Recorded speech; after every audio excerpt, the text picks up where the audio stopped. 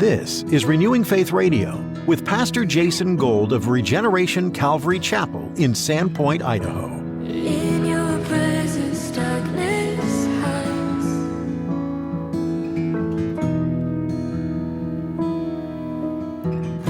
Afflictions come if you are going to walk in faith and do your duty, not just mine, yours, to do the work of an evangelist. What does that mean? Share your faith. And when you share your faith, you will get opposition. When you get opposition, you say, go get them, God. My faith is in you. I don't have faith in my faith. I have faith in the object of my faith, and that is Jesus Christ.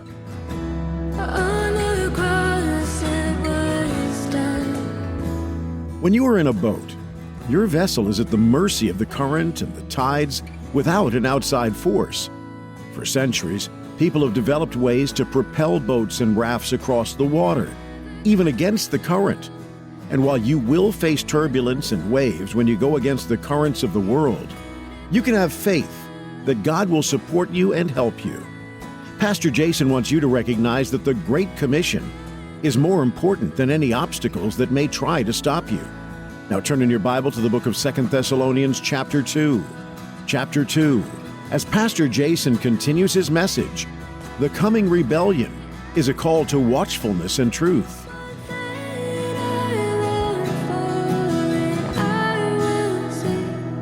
What is this great falling away going to look like? Well, we've seen it. I mean, how many churches are now flying high the rainbow flag? They have drag queens come up in front of the church. They have trans pastors now. They have lesbian pastors now. Homosexual, gay. See, I don't like to use the word gay because that means happy. Some of the hymns, use the word gay in a sense of happiness. The whole culture has tried to rip off anything good and to pervert it. The rainbow, God's promise. Gay, happy. These are not happy people. You go to any of their pride events, they're very unhappy. Well, so we've seen this deterioration in biblical marriage, biblical sexuality, biblical parenting. Oh, my child, I'm not going to put the gender, and I'm going to use a neutral name so my child then can choose what gender they are. Talk about demonic, foolish. We've seen this deterioration of biblical pastors and biblical teaching. So this shouldn't surprise us just because we're used to it. And there's going to be this falling away that's even going to be worse. It's going to be worse than what we're experiencing today. No doubt. And we shouldn't be surprised by it. 2 Timothy 3:1 says, "But know this, that in the last days perilous times will come. For men will be lovers of themselves, lovers of money, boasters, proud, blasphemers, disobedient to parents, unthankful, unholy, unloving, unforgiving, slanderers, without self-control, brutal, despisers of good, traitors, headstrong, haughty, lovers of pleasure, rather than lovers of God, having a form of what? Godliness, but denying its power. And from such people turn away." We should not be hanging out, fellowshipping with people that are living a compromised life. We could have friends, but not like in the sense of, hey, you know what? Let's hang out. You know what? You're going to drink a six-pack. I'm not. You're going to talk about whatever you want to talk about, sex, drugs, and rock and roll, but I'm not. That's foolishness. That is unequally yoked. The whole aspect of being unequally yoked is you have two oxen yoked together. You have a sick one and a healthy one. Who's going to speed up or slow down who? The sickly one is going to slow down the healthy one. And then this whole idea of infection, if you get an infection and bring it to something healthy, does the healthy heal the infected, or does the infected infect the healthy? It's sick all the way around. And so, brothers and sisters, we have to be on guard. Don't let your guard down simply because you have ladies, your girlfriends, or the good old boys. If it's not edifying you, or if you're not going into it with a specific mission, like you're going to go preach Jesus. And if you're not going to preach Jesus, it says here, and from such people turn away. Pretty black and white. And then in the next chapter, in chapter 4 of Timothy, 2 Timothy, he says, preach the word, be ready in season and out of season, convince, rebuke, exhort with all long suffering and teaching. So if you see somebody that is compromising and you have a voice in their life, this says to convince them, to rebuke them, to exhort them. For the time will come when they will not endure sound doctrine, but according to their own desires, because they have itching ears, they will heap up for themselves teachers. So according to my cultural preferences, I will then go to a church where the pastor will only teach according to my cultural preferences. Dangerous. Itching ears. I'm now treating the church like a buffet, and I'm just going to go after what I like. Now, this could totally swing on the other side, because I'm sure everybody's thinking about, all the alphabet, the LGBTQ, and they've added a whole bunch of other stuff. And all these cultural things that are causing these spiritual divisions in the church.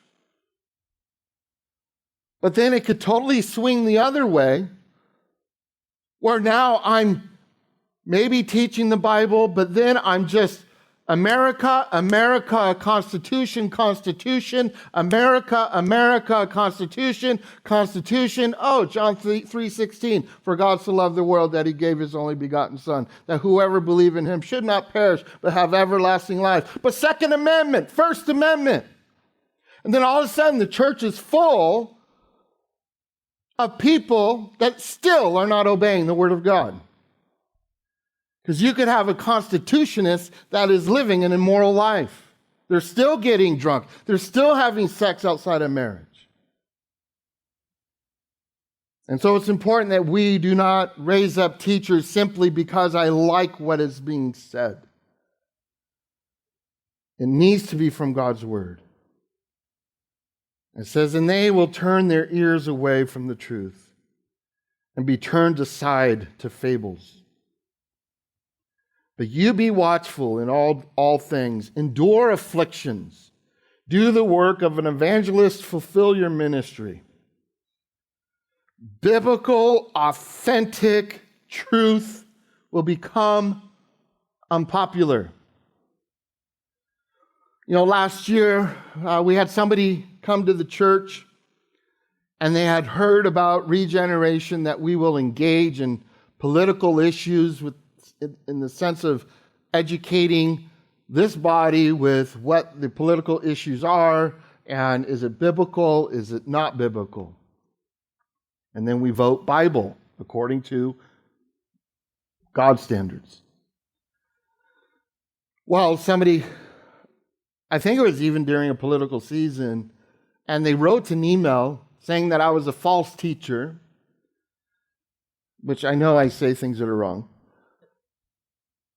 and that I don't teach the Constitution. Bye. I'm interested in teaching the Word. We are blessed to live, regardless of the state of it today, we are blessed to live in the United States of America. I'm hesitant to say united. United by name only. It's a divided country.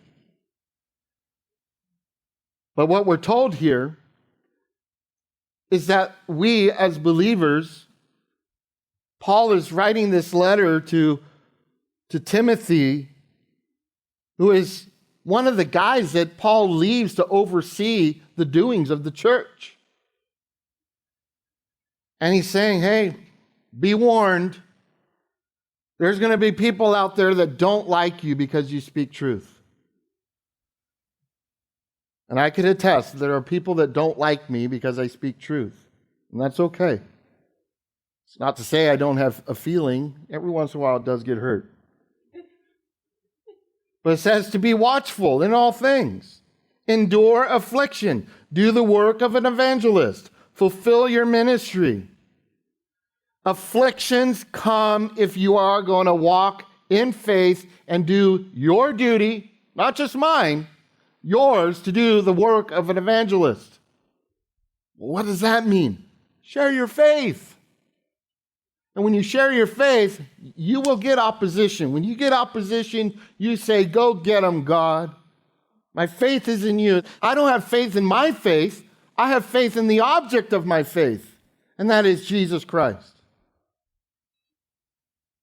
And so Paul's having to work all this stuff out with this church in Thessalonica. And so we are called to do the work that God has called us to do. And we read that. We sang it, that we would offer ourselves a living sacrifice. And so here in verse 3, let no one deceive you by any means, for that day will not come unless the falling away comes first, and the man of sin, lawlessness, is revealed, the son of perdition. So that word is revealed is apocalypto, which is also apocalypse. That's where we get our word. It means to uncover, to lay open what has been veiled or covered up. And so the book of Revelation is the apocalypse. It is the revealing of whom? Jesus Christ. It's the revelation of Jesus. And so this idea that the sin, or the man of sin, the son of perdition, will be revealed, the Antichrist is going to have his own apocalypse, his own revealing. And boy, is it going to be a contrast between the revelation of Jesus Christ and the revealing of the Antichrist. So you have the man of lawlessness or sin, and then also the son of perdition. So it's characterizing who this person is. And the perdition, apolia, or apolai, it is utter destruction, the destruction which consists of eternal misery in hell. The Antichrist is destined to hell. Judas Iscariot was also referred to as Satan possessing him, being a son of perdition, somebody destined. He made his choice, and he's going to hell. Other names for, when we think of this person, the son of perdition, the man of sin, lawless one, Revelation 13 refers to him as the beast, but we usually call him in Christianese the Antichrist.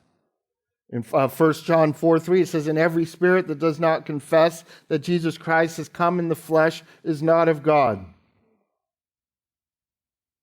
Every spirit that does not confess that Jesus Christ has come in the flesh is not of God. So anything contrary to that truth is not of God. It says, "And this is the spirit of Antichrist, which you have heard was coming, and is now already in the world." Now, most people think of anti being opposite of Christ, opposite of God. But Antichrist means in replace of God. Not opposite God, but in replace of. Meaning, you have these, well, I like this, but I like this. No, it's pretty much our cultural war right now. It's anything that doesn't agree with them needs to be replaced with their ideology.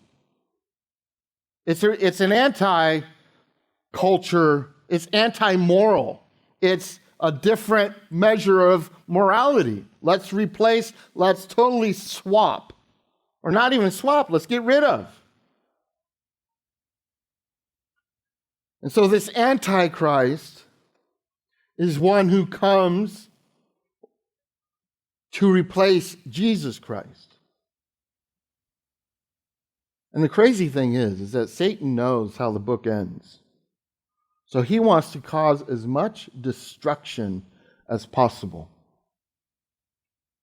And so this Antichrist is a false Messiah, but people will receive him as this incredible world leader.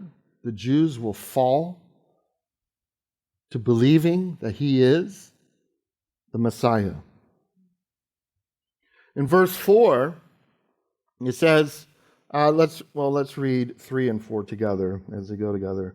Let no one deceive you by any means, for that day will not come unless the falling away comes first, and the man of sin is revealed, the son of perdition, who opposes and exalts himself above all that is called God, or that is worshipped, so that he sits as God in the temple, showing himself that he is God. So now we have to give context to this.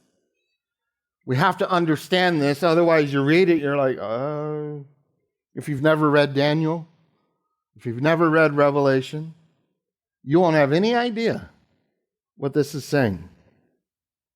So halfway through the tribulation, the Antichrist will move from being a world leader to someone claiming to be God and demanding to be worshipped as God.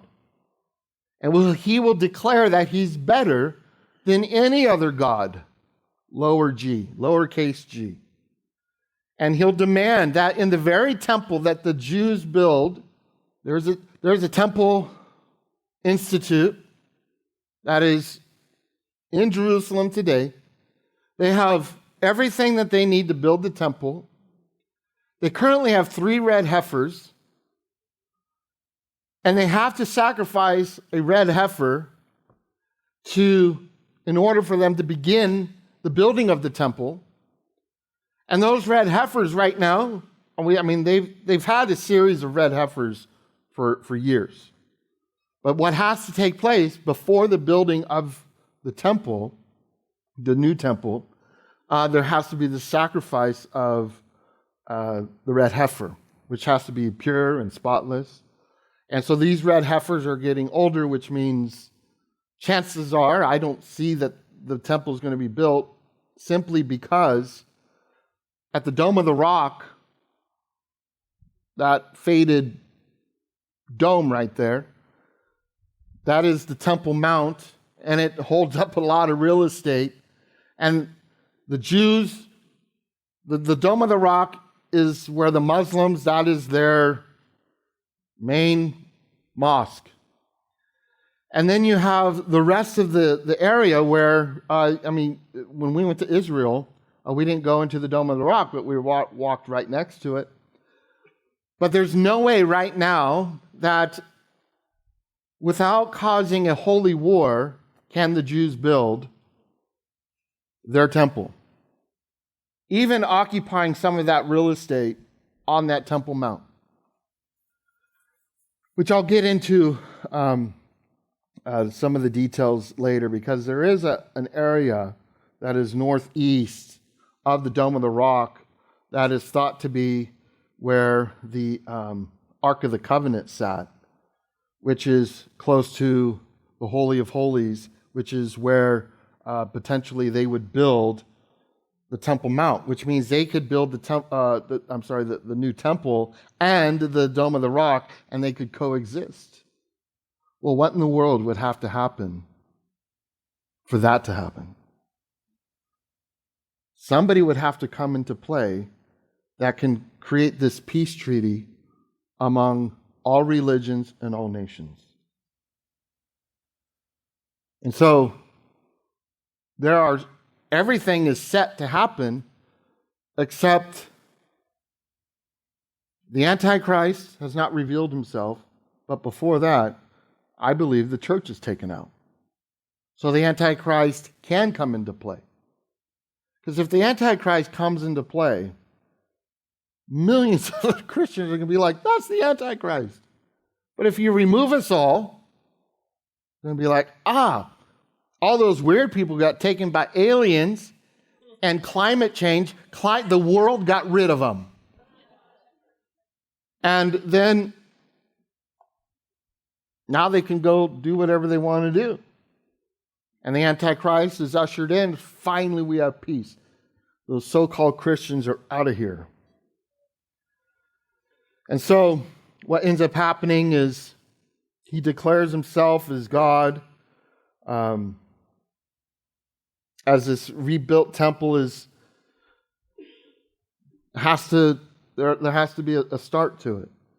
Now, Paul is describing a key event that is on the end times timeline. That this thing has to take place, this event of this halfway point, where it says here, who opposes and exalts himself above all that is God, or that is worship, so that he sits as God in the temple of God, showing himself that he is God. Paul is referring to Daniel. He's referring to a prophetic word that Daniel gives in Daniel 9:26. And after the 62 weeks, Messiah shall be cut off, but not for himself. And the people of the prince who is to come shall destroy the city and the sanctuary. The end of it shall be with a flood. Until the end of the war, desolation are determined. And so here in chapter 9, Daniel is in the middle of a bunch of prophecy that details the coming of the Messiah. It's a period known by the 70 weeks of Daniel. And each week represents 7 years. Now, if you want to, you can go through, read the book of Daniel. We actually did a whole study on Daniel. So this gets, it could get confusing. But I don't have time to go through the whole aspect of explaining all of this. But the first 7 weeks has everything to do with rebuilding the Jerusalem. And then 62 weeks, and these are all weeks of 7 years, is everything coming up to Jesus Christ. And then when he is cut off, when he dies, he raises again, and he ascends into heaven. And that is where we are at now. We are in the church age. 69 of those weeks, 69 times 7, have already gone by. And so now we're in this some odd 2,000 years of waiting for that 70th week of Daniel, that final week. Thanks for listening to today's edition of Renewing Faith Radio. Pastor Jason Gold has been teaching through the book of 2 Thessalonians, where the Apostle Paul addresses the subject of Christ's return. For some, the idea of Jesus coming back can feel scary or far-fetched, but for believers, it's a source of great hope and encouragement. Paul assures the Thessalonians that Jesus will return in glory, bringing justice and restoring righteousness. This promise reminds us to stay faithful, even in the face of uncertainty or opposition. Have you found hope in the promise of Jesus' return? No matter your past or your doubts, God's invitation for salvation is open to you. We'd love to hear from you if you have questions or want to share how this message impacted you. You can reach us at 208-557-WORD. Again, that's 208-557-9673. If you missed part of today's teaching or want to hear more, all our messages are available online at renewingfaithradio.com. While you're there, don't forget to download our mobile app. It's a convenient way to access these teachings anytime, anywhere. Renewing Faith Radio is a ministry of Regeneration Calvary Chapel in Sandpoint, Idaho. If you're in the area, we'd love for you to join us this weekend and be part of our church family. Service times and directions are available at renewingfaithradio.com. Thanks for being part of our listening audience today, and be sure to join us again on Renewing Faith Radio.